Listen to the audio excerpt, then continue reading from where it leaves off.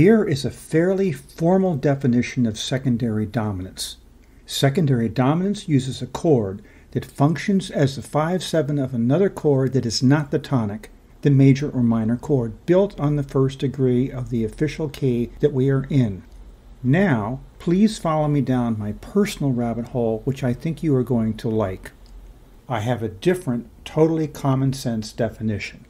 I simply say that we are visiting other keys besides our official key. For instance, let's say that I am in the key of C major. Suppose I want to go to F sharp major. I do that simply by finding the 5/7 chord of F sharp major, and the answer is to play C sharp 7. So I play the C sharp 7 and go to F major. I am in a new key.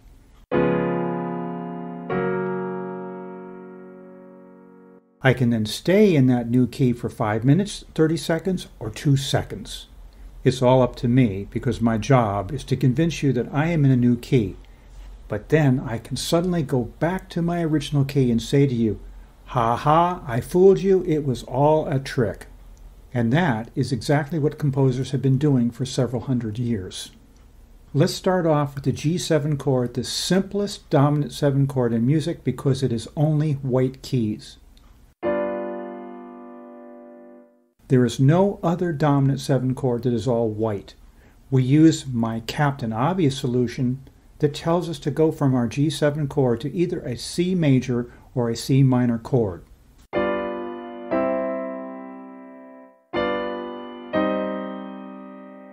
That G7 chord is called a dominant 7 chord by almost every musician on the planet. The term dominant 7 can be used generally for this G7 chord no matter where it goes next, or it can be used specifically to tell us that this G7 chord must be used as a 5/7 chord going to C major or C minor, the tonic. You want to get familiar with both definitions. So let's assume for the moment that our G7, functioning as a 5/7 chord, will only go to C major. Just remember that it can also go to a C minor chord.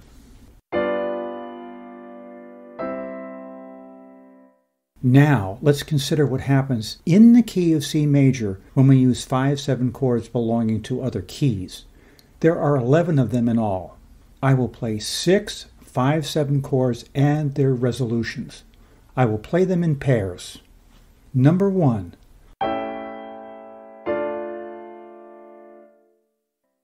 Number 2.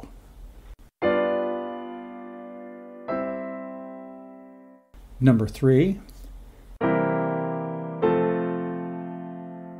Number 4, number 5,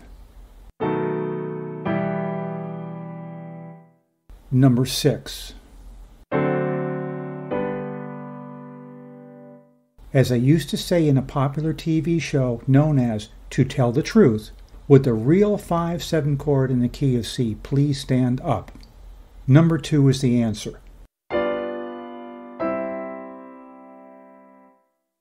G7 is the true 5/7 chord in this key of C because it wants to go to a C major chord in this example.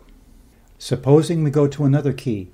Let's consider the key of E flat major. I'll use the key signature of E flat major with 3 flats. Again, I will play 6 5/7 chords and their resolutions in pairs. Number 1. Number 2. Number 3. Number 4. Number 5. Number 6.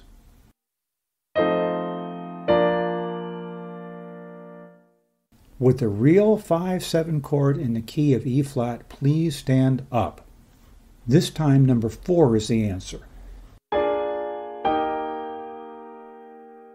B flat 7 is the true 5/7 chord in the key of E flat because it wants to go to an E flat major chord, our tonic. For instance, while in the key of C major, I can visit the other 11 keys, all of them, and this is exactly what composers like Chopin and Tchaikovsky did. We can go to any major or minor chord that is not the tonic. Then we return to our original key by using the true 5/7 chord in that key and going to the tonic. This is what secondary dominance really is.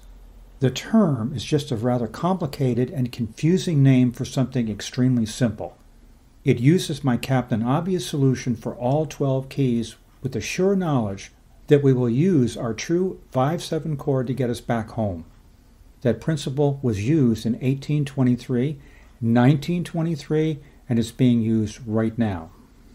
Please don't forget to subscribe to my channel. Leave comments about what you would like to see in the future, and remember, I consider all suggestions.